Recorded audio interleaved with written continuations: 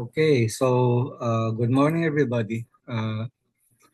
This is George Aguilar of the Crystal Clear Philosophy Podcast, and we will be discussing the Pure Land. The title of this episode is The Pure Land as Vow and Promise. Okay, so uh, I've talked about the Pure Land and struggled with trying to define it. Okay, but we have mainly focused on three understandings of what the Pure Land is. Okay, so the Pure Land is a place where uh, people or practitioners would enter by the grace of Amitabha Buddha, and there they would associate with the Buddha and learn from the Buddha. Okay, and also the misconception is that the Pure Land is a final state of enlightenment, but the teachings have been consistent, and that the Pure Land is simply a place of further study. Okay, but it is free from suffering, and so it will be easier to practice the Dharma, especially when you are with the Bodhisattvas, no, and you are with the Buddha Amitabha. So that is one interpretation. A place that you go to after death. It exists outside of this reality, perhaps another planet, as the Indians call it, no, Iloka, uh, a place where there are wondrous animals. You have splendid trees and flowers. You have forests. You have cities made of crystal. Okay, some kind of a paradise. Okay, but it is not final because the final enlightenment or nirvana is something else. Okay, it's either that you enter into the final emptiness or you merge into the emptiness. Okay. And there you can actually manifest as a form or reincarnate again, no, as a bodhisattva yourself. Okay. So that's the traditional belief. And most Pure Land Buddhists believe that that is what it is. Okay. A place to go to after death. And to get there, no, you have to just trust or have faith in the Amitabha Buddha just by reciting the mantras, no, or Nyampo, no, Amitabha's mantra, okay, like Om Namo Amitabha, um, Om Namo Amitabha, or as I'm more familiar with, no, Omitopo, okay, or Om Namo Amida Butsu in Japanese. Okay, so that's one interpretation of what the Pure Land is. The second is that the Pure Land is not outside of this reality, but it is actually within ourselves. That as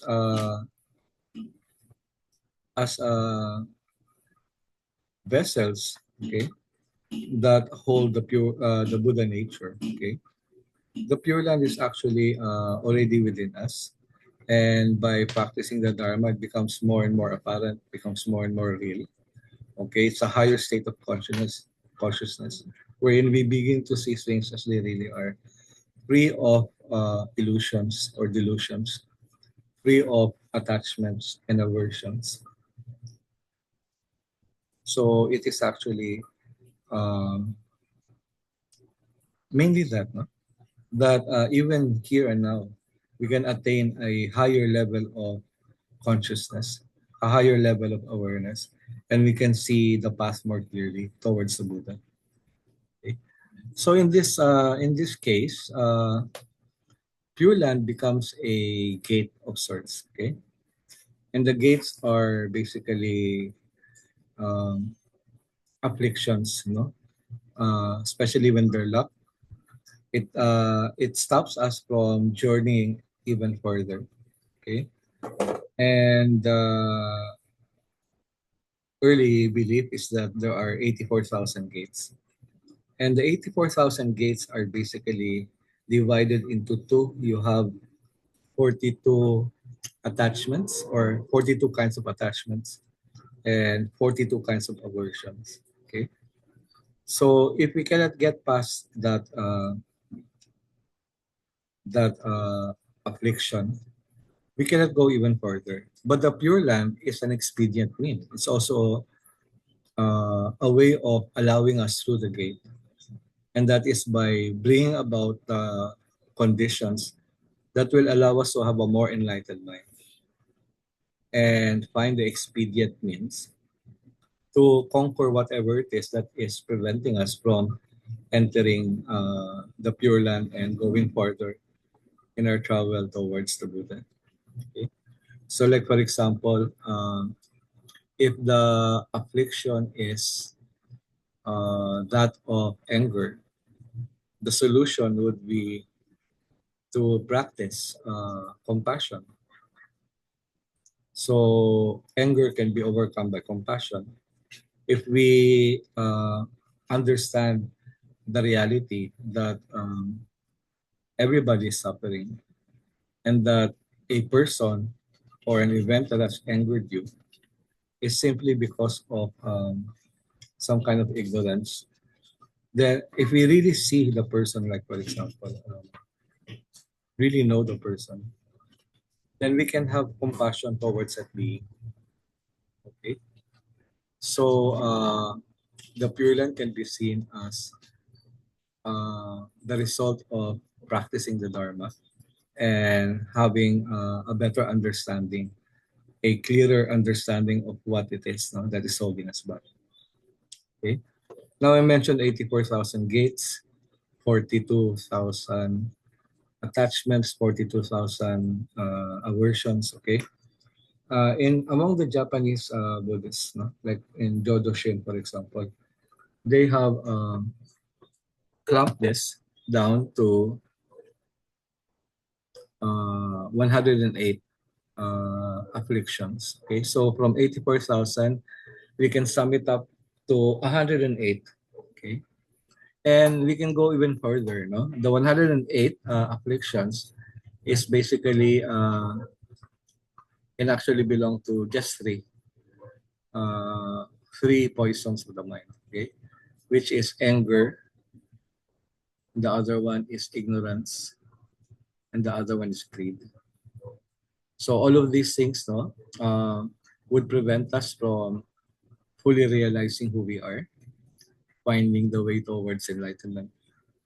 But the Pure Land as a gate now can provide the solution also. As I mentioned before, if the problem is anger, then you have compassion to counter that. If the problem is greed, then you have charity, no? Charity as a solution to greed. And if the gate is ignorance, we have prajna. And all of these things, no, have been promised by the Buddha. Okay, that there is a solution to all of the defilements, all of the afflictions that we have, and it's found in his teachings. Okay. And the third way of understanding the Pure Land is that it can be both. It can be both. It can be something external to this thing that we call reality. Okay, this reality of matter, space, and time. Or it can be within ourselves, no, deep in the subconscious, a product of the Buddha nature arising, a higher state of consciousness. It can be both, actually, because and this is what I subscribe to. The Pure Land is any place where the Buddha, no, can be found. Okay, so the Buddha is not necessarily just one Buddha, not necessarily Sakyamuni, no, the historical Buddha. By the Buddha, I mean the historical Buddha, the Dharma, and the universal Buddhas, no? The Buddhas that permeate this reality. Okay, that includes the Bodhisattvas like Avalokiteshvara. You have Ksitigarbha.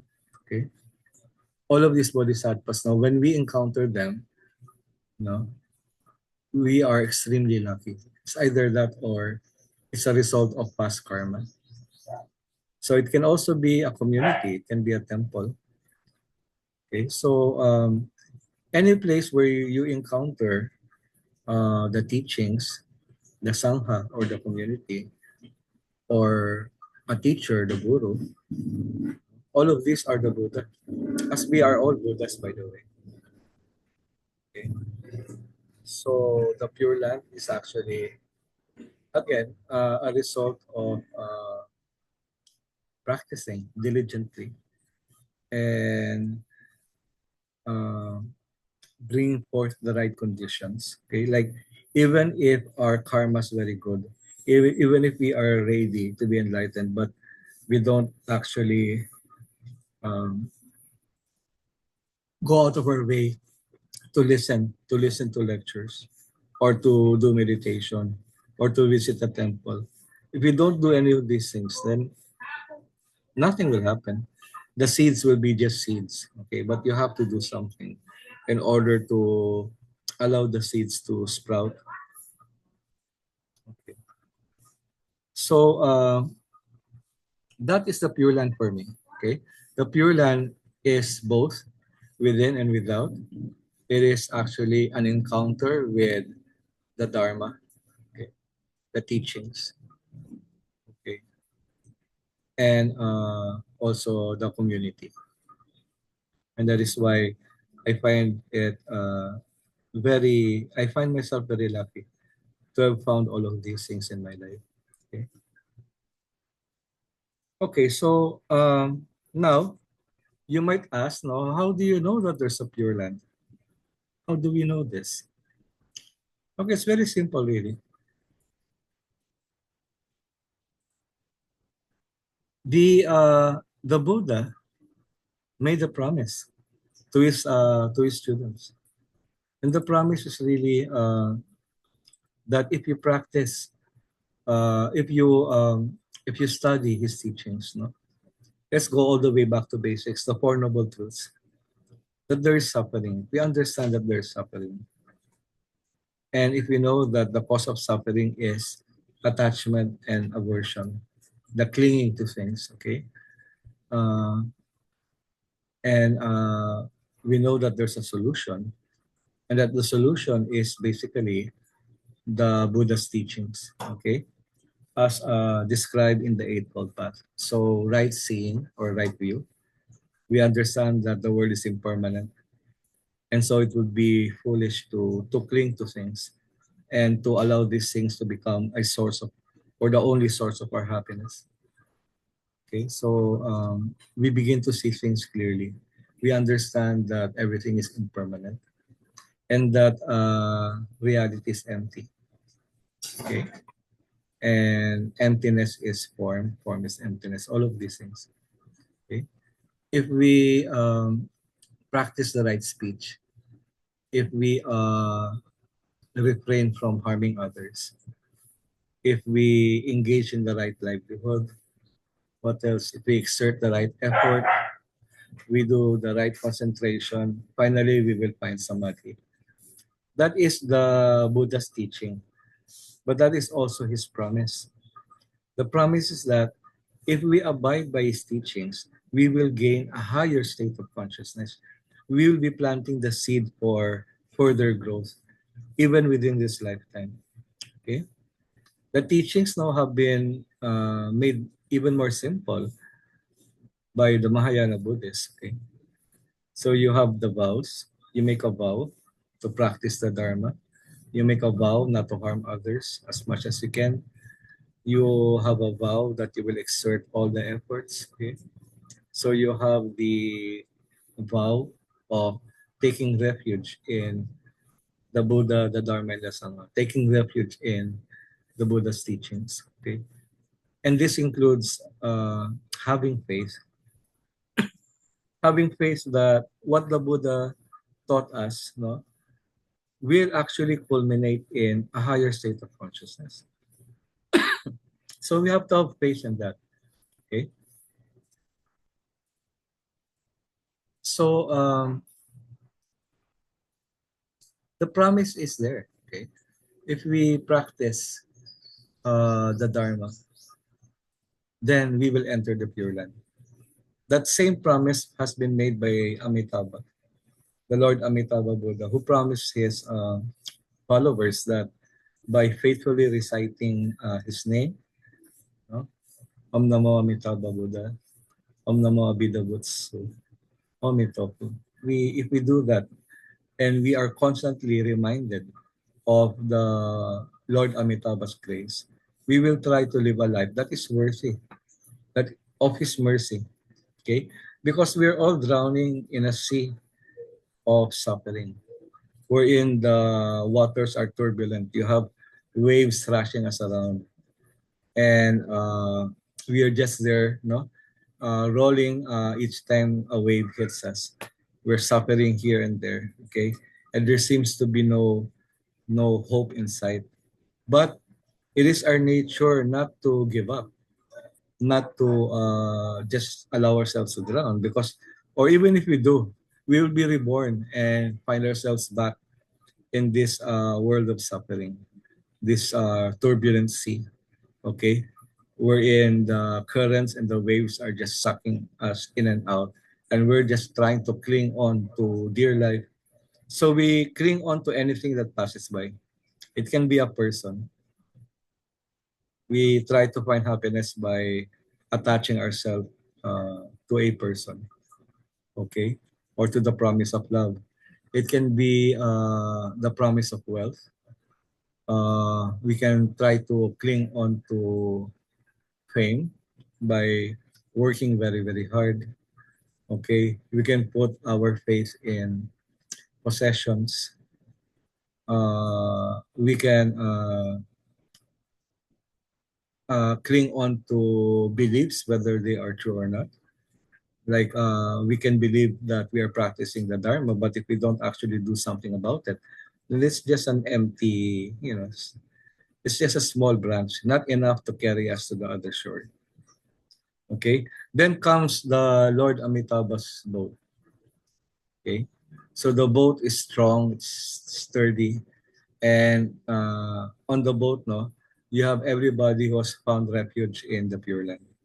Okay, so you swim towards that boat. Okay, and then because the Lord Amitabha's calling. Okay, we have no power. We have no power to get onto the boat.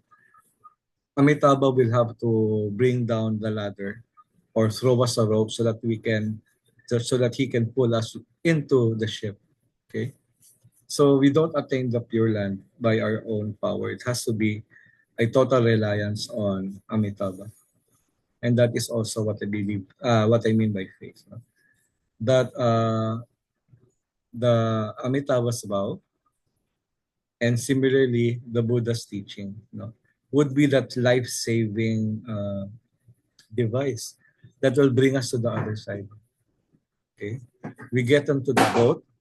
We travel on the boat. We go towards the Pure Land, and once we enter the Pure Land, once we get to the Pure Land, you don't drag the boat with you, but you'll have to continue, because a lot of Pure Land Buddhists believe that it is sufficient to just say the Nyampo without actually working towards wisdom, without actually engaging in further studies and by exploring the mind, by exploring the true self. That's why I've always said, time and again, that the Pure Land and Chan is a beautiful combination. Pure Land allows entry. It is an expedient means of uh, um, having faith, okay? Having faith and relying on the Buddha to help us with complete humility, acknowledging that we are not sufficient, that we don't have the means, no, to save ourselves, but we need the Buddha in order to become a Buddha. Okay. But then, once you enter the Pure Land, what do you do? Well, you try to follow the precepts. You made a vow. The vow is towards the Buddha. You take refuge in the Buddha. You take refuge in Amitabha as well. Okay. So what's next? You don't just stand by the doorway or you know just stand outside of the gate. You'll have to enter the gate somehow, and to do that, you'll have to do the hard work. You see, entering the gate is just the initial step. Okay, one of these gates is very important, and that's stream entry.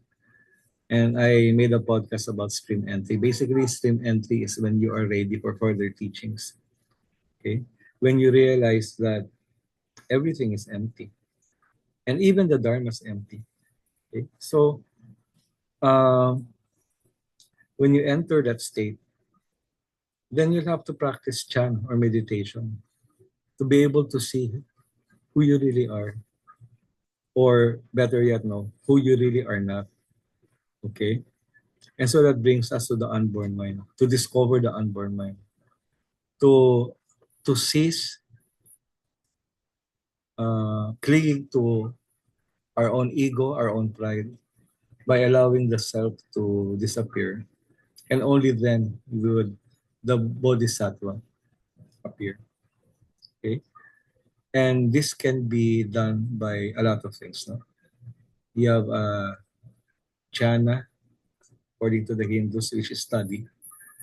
Okay, and you can also have guru yoga. Okay, you can do zen or chan, and just go into meditation,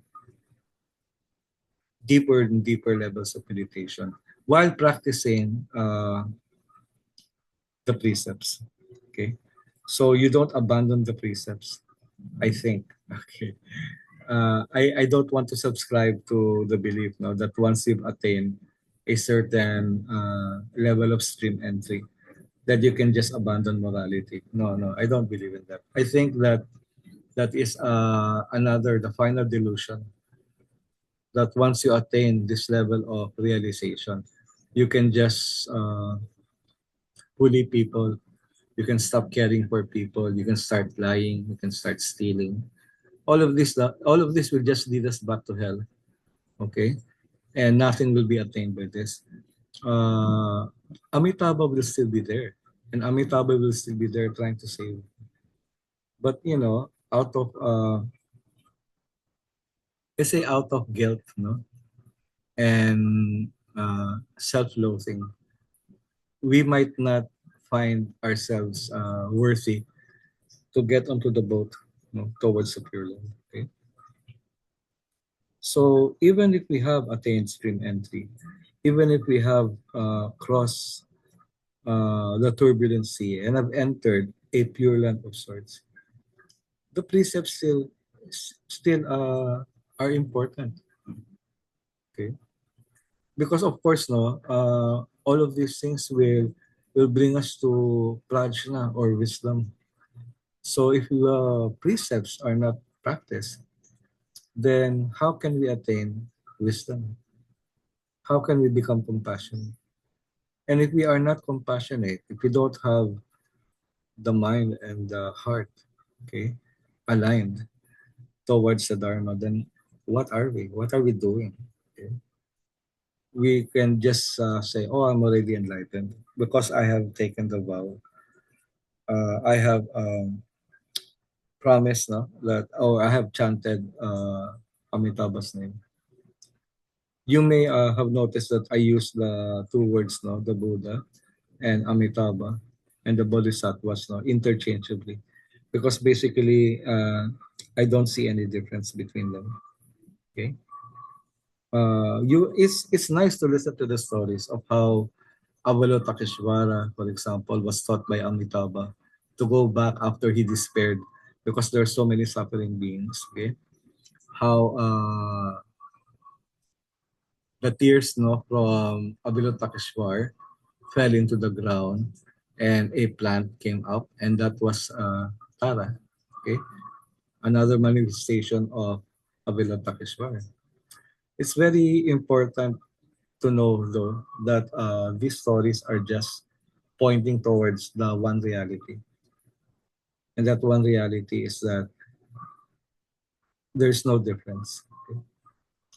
Non-duality. There's no difference really. So that's what I've been trying to say all along. The Pure Land is real because it has been proven time and time again that if we practice, uh, if we maintain a high level of cultivated life, I mean, if we follow the precepts, then we will enter a more enlightened state of being. Okay? So that is my take on the Pure Land. Okay, it is actually the result of believing in the promise. Okay, and by abiding in the teachings, then we will get to the Pure Land. So that's all for now. Thank you for listening, and please, no, uh, if you have any questions or comments, no, those are most welcome. Okay. So with metta in my heart, Vasho Omitofu. Bye bye.